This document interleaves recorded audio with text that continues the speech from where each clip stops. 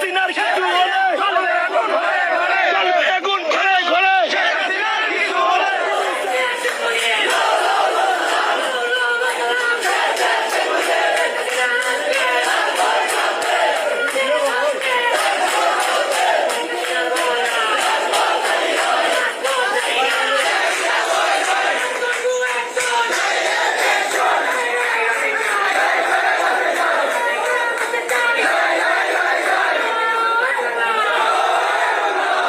কি আপনি কিসে ভোট দিতে চান?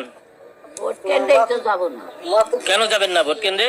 আমাকে রাজাই নাই, নেতৃত্ব নাই, ও নেত্রী নাই, এই জন্য যাবেন না।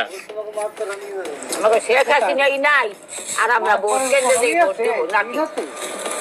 তাহলে আপনি ভোট কেন্দ্রে যাবেন না? না, ওকে। এই খালি না না, আপনি- আপনি কিসে ভোট দিতে চান? ভোট কেন্দ্রেই তো যাবো না, কেন যাবেন না? আমার নেতৃত্ব নাই।